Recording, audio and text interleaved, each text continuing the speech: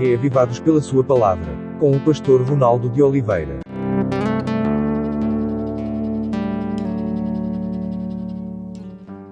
Olá, tudo bem com você? Hoje nós estamos fazendo uma gravação caseira novamente. Houve um probleminha na edição do programa.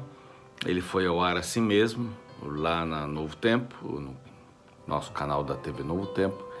Mas eu estou fazendo uma coisa um pouco mais enxuta, porém mais direta, não é? Bom, isso acontece, a gente sabe.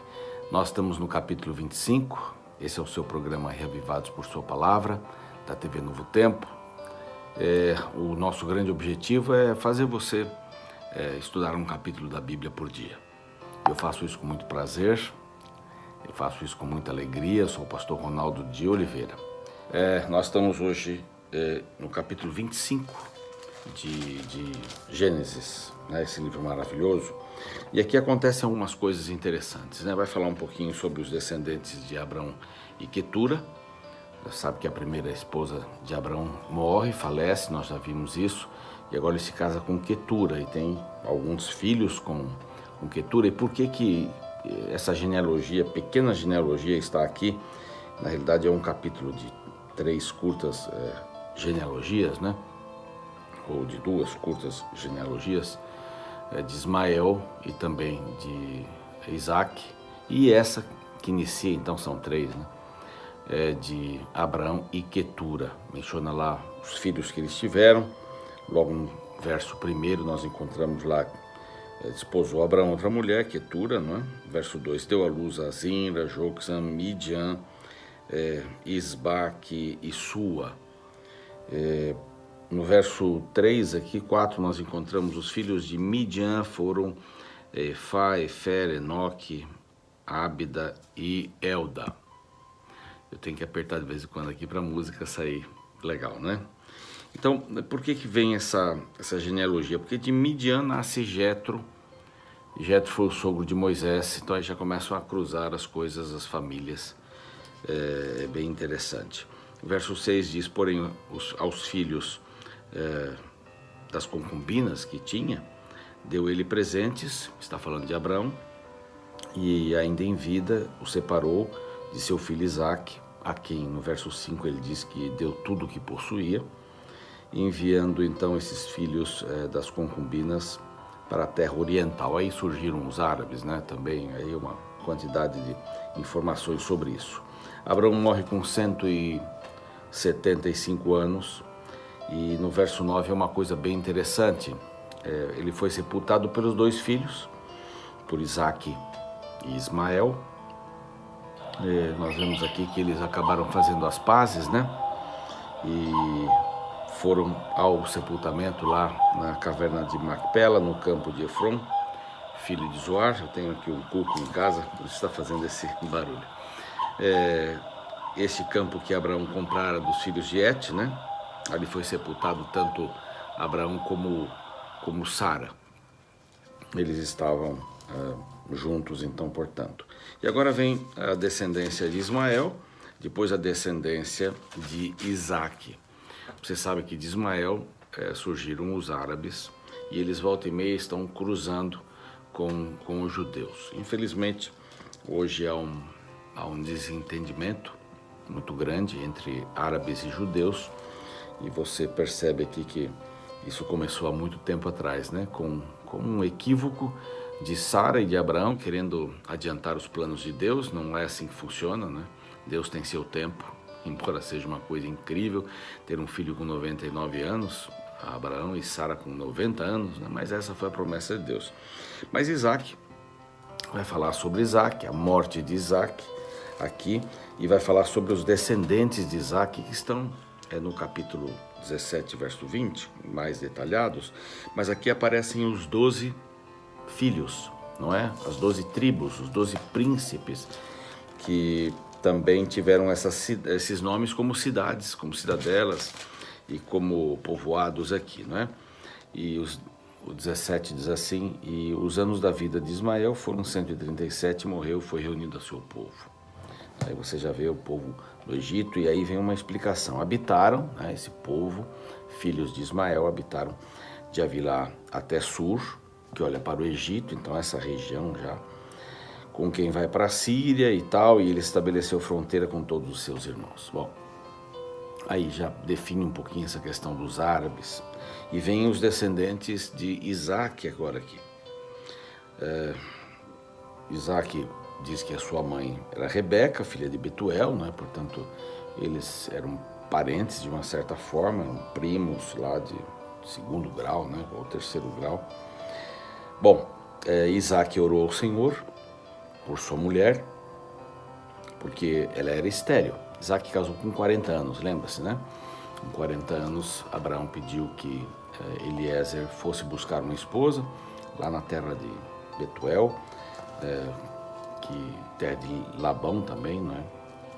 E do seu irmão Naor. Isaac orou, sua mulher era estéril, não tinha filhos, e durante um bom tempo eles ficaram aguardando um filho, 20 anos, né, depois do casamento. E Deus ouviu as suas orações e Rebeca então concebeu. Ela concebeu, eram gêmeos, os filhos lutavam dentro do seu ventre, né? E ela diz: "Ô Senhor, o que vai acontecer aqui, né? Que dores são essas? Que mal é esse daqui que está me acontecendo, né?" E Deus disse: não há nenhum problema, são duas nações, o menor vai dirigir o maior, é assim. Quer dizer, Deus já disse antecipadamente. Então, de uma certa forma, isso foi dito a Sara, né? De uma certa forma, a Rebeca, digo melhor, né?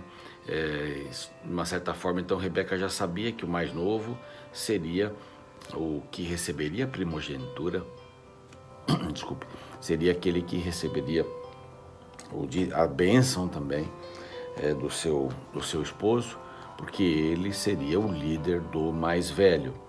E diz aqui como é que eles nasceram, né? Eram gêmeos. O primeiro saiu ruivo, é por isso que Esaú quer dizer vermelho, todo vestido de pelo, né? Revestido, tinha muito pelo no seu corpo, por isso se chama Esaú, né? Peludo e vermelho. Depois nasceu o irmão que segurava o calcanhar, diz o verso 26, o calcanhar de Esaú, por isso lhe chamaram Jacó.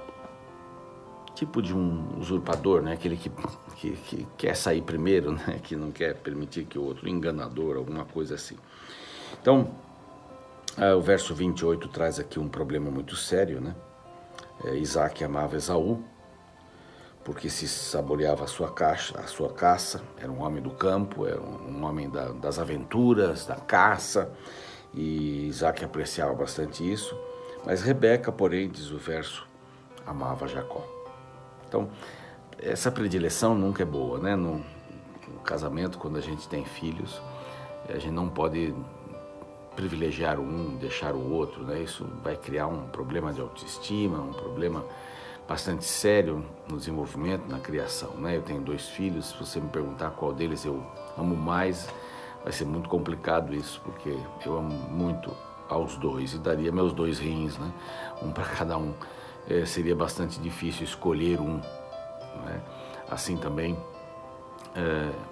eu creio que você no seu lar age dessa forma, né? Eu perguntava muito para minha mãe qual era o filho que ela gostava mais, né? Éramos em 3, né? Eu sou o mais velho, depois a Sandra e também o Valdir, mando um abraço para eles aqui. Mas minha mãe nunca dizia qual deles ela amava mais, qual dos filhos, e está correto isso. Tampouco a gente deve tratá-los de maneira igual. A gente deve amá-los de maneira igual, mas tratá-los conforme as suas individualidades. Tem filhos que necessitam mais uma orientação aqui, outros uma orientação ali. Então, é assim que funciona. A gente tem que sempre cuidar com essa questão, o equilíbrio, né, de amar os filhos do mesmo jeito e da mesma maneira, mas tratá-los de maneira diferente, né? Os diferentes devem ser tratados de maneira diferente. Às vezes uma mãe vem e diz assim: pastor, olhe para meus filhos, minhas filhas, eu eduquei-os todos da mesma maneira, né? Esse é o problema, né? Amá-los da mesma maneira e tratá-los das maneiras ou da maneira diferente. Bom, tinha Jacó feito um cozido, ele era mais assim para essas questões da ovelha, de cuidar de ovelhas, um pastoreio e tal, e sua mãe gostava muito dele e ele fazia bem comida, né? Era um bom cozinheiro, um bom gourmet. E o verso 29 diz que Jacó tinha feito um cozido, cozinhado, como diz aqui na minha versão. E quando esmorecido, veio do campo Esaú. Esaú veio muito cansado do campo, tinha passado talvez alguns dias caçando e tal, e estava muito cansado. Ele disse: peço que me deixes comer um pouco desse teu cozinhado vermelho. Isso era um cozido comum, tinha ervilhas vermelhas, né, que eram muito apreciadas, e esse tinha legumes, e às vezes tinha até carne, também nesse tipo de guisado, né, como a gente costuma dizer. E disse assim: por favor, deixa eu comer, porque eu estou emorecido, eu preciso disso daqui. E disse Jacó: então vende-me primeiro o teu direito de primogenitura. Seguramente Sara já tinha falado para o filho, né: olha, você vai ser maior que o seu irmão mais velho. Seu irmão mais velho vai seguir você. Então ele viu nisso uma possibilidade de já comprar a sua primogenitura por um prato de lentilha, não é? Muito pouco, né? Um prato de lentilha, mas às vezes a gente compra tanta coisa, ou vende tanta coisa importante por tão pouco. A gente dá valor para algumas coisas por causa de uma outra necessidade que poderia ser até controlada, né? Às vezes a gente deixa de fazer alguma coisa porque vendeu por muito pouco, vendeu a honra por muito pouco, né? Vender o corpo por muito pouco, por dinheiro, às vezes nem sempre se prostituindo, tanto homens ou mulheres, eu estou falando aqui, né? Mas por alguma coisa que a gente vai ter vantagem. Isso é bastante ruim. E ele vendeu o direito de primogenitura. Ele disse assim: estou a ponto de morrer, quem vai me aproveitar a primogenitura, né? A satisfação do momento. A gente trabalha muito nesse negócio de satisfação do momento, é na hora, é já e tal.